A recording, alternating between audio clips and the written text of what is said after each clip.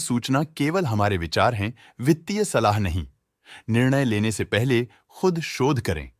किसी भी लाभ या हानि के लिए हम उत्तरदायी नहीं हैं।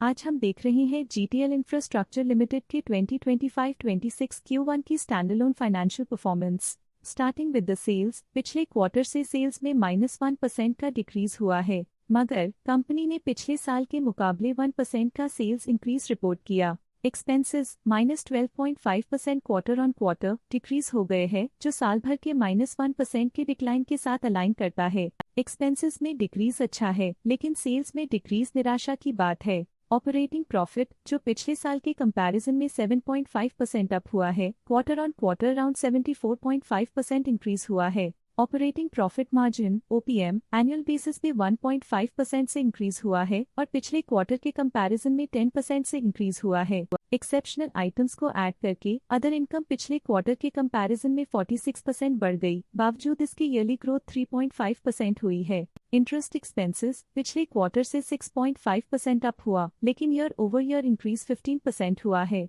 डिप्रिशिएशन कॉस्ट में 6.5% का क्लाइम देखने को मिला और ईयरली बेसिस पे 5% का इंक्रीज देखा गया। Profit before tax annually -15% decrease हुआ, लेकिन प्रोसीडिंग क्वार्टर से 6.5% बढ़ा है। नेट प्रॉफिट ने ईयर ऑन ईयर -15% का डिक्लाइन दिखाया, लेकिन लास्ट क्वार्टर से 6.5% का इंक्रीज हुआ है। इस क्वार्टर में कंपनी का परफॉर्मेंस ठीक रहा, ऑपरेशनल एफिशिएंसी में कुछ सुधार हुआ है। वहीं अगर एनुअल एनालिसिस की बात करें तो साल के दौरान कंपनी का परफॉर्मेंस अच्छा नहीं रहा। नेगेटिव नेट प्रॉफिट का मतलब है कि कंपनी प्रॉफिट के कंपैरिजन में नुकसान उठा रही है। अर्निंग्स पर शेयर (ईपीएस) में ईयरली -20% का डिक्रीज देखा गया, लेकिन क्वार्टरली में 5% की बढ़ोतरी भी नजर आई। इस क्वार्टर में कंपनी का ईपीएस ठीक रहा, ऑपरेशनल एफिशिएंसी में कुछ सुधार हुआ। जीटीएल इंफ्रास्ट्रक्चर लिमिटेड के फाइनेंशियल स्नैपशॉट को रिव्यू करते हुए कुछ मुख्य ट्रेंड्स सामने आए हैं, जो कंपनी की परफॉर्मेंस पे रोशनी डालते हैं। जून 2022 से जून 2025 तक जीटीएल इंफ्रास्ट्रक्चर लिमिटेड की फाइनेंशियल जर्नी में सबसे पहले बात करते हैं सेल्स की।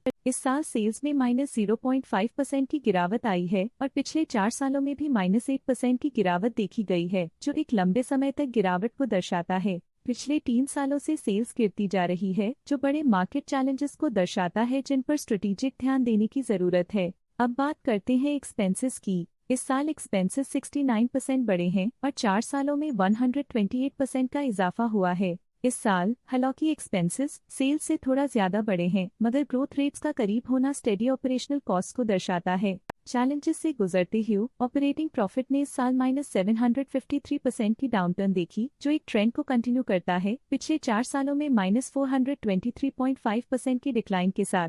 पिछले 3 साल से ऑपरेटिंग प्रॉफिट गिरता जा रहा है, जो जरूरी स्ट्रेटेजिक एडजस्टमेंट्स की इंपॉर्टेंस को दिखाता है। इस साल नेट प्रॉफिट में -16% की गिरावट हुई, लेकिन पिछले 4 सालों में 41% की बढ़ोतरी हुई है, जो कंपनी की मजबूती दिखाता है। इस साल ईपीएस ने ऊंचाइयों को छुआ है 15% की वृद्धि के साथ, जो पिछले 4 सालों में 58% की मजबूत वृद्धि पर आधारित है। एक अस्थायी सेटबैक के बाद ईपीएस ने लगातार दूसरे साल अपनी अपवर्ड ट्रैजेक्टरी को जारी रखा है, जो कंपनी की वॉलेटाइल मार्केट्स में अडेप्टेबिलिटी को दर्शाता है। चलिए अब बात करते हैं शेयर होल्डिंग पैटर्न की। जीटीएल इंफ्रास्ट्रक्चर की शेयर होल्डिंग रिपोर्ट्स कुछ इस प्रकार की हैं, जो अननोन 2025 के तक चलता है। ये रिपोर्ट कंपनी के शेयर्स की डिटेल्ड जानकारी देता है, जिसमें promoters, promoter groups, foreign investors, public investors और सरकारी एंटिटीज शामिल हैं। पब्लिक द्वारा हेल्ड शेयर्स का परसेंटेज 61.47% से इंक्रीज होकर 2025 के में 62.81% तक का इंक्रीज से देखा गया। ये चेंजेस स्टेट है कि पब्लिक की इन्वेस्टमेंट कंपनी में क्वार्टर टू क्वार्टर इंक्रीज हुई है। जब कंपनी के शेयर्स का मैक्सिमम हिस्सा पब्लिक के पास होता है, तब ये माना जाता है कि कंपनी कमजोर हाथों में है, जो बाजार की अस्थिरता और स्पेक्युलेटिव ट्रेडिंग को इंडिकेट करता है। डोमेस्टिक इंस्टीट्यूशनल इन्वेस्टर की शेयर होल्डिंग में थोड़ा डिक्रीज आया 2025 के से 2025 के में, जो दिखाता है कि डोमेस्टिक इंस्टीट्यूशंस ने अपने स्टेक को -1.42 से डिक्रीज किया है। एफआईआई फॉरेन इंस्टीट्यूशनल इन्वेस्टर्स ने अपना शेयर होल्डिंग 2025 में 0.05% से 2025 में 0.13% तक इंक्रीज किया। ये बताता है कि फॉरेन इंस्टीट्यूशंस ने कंपनी में अपना इंटरेस्ट 0.08% तक इंक्रीज किया है। ये था कंपनी का करंट शेयर होल्डिंग पैटर्न। आइए देखते हैं इस क्वार्टर के डीआईआई डील्स ने बाजार को किस तरह प्रभावित किया है। 12th of June 2025 को अचिंत्य सिक्योरिटीज प्राइवेट लिमिटेड ने 14 करोड़ शेयर्स खरीदे 2.05 रुपीस पर यूनिट के हिसाब से, जिसका टोटल था 28.7 करोड़। 12th of June 2025 को अचिंत्य सिक्योरिटीज प्राइवेट लिमिटेड ने 13.9 करोड़ शेयर्स पोर्टफोलियो से हटा दिए 2.05 रुपीस पर यूनिट के हिसाब से, जिसका टोटल था 28.5 करोड़। 12th of June 2025 को शेयर इंडिया सिक्योरिटीज लिमिटेड ने 12.8 करोड़ शेयर्स खरीदे 2.07 रुपीस पर यूनिट के हिसाब से, जिसका टोटल था 26.6 करोड़।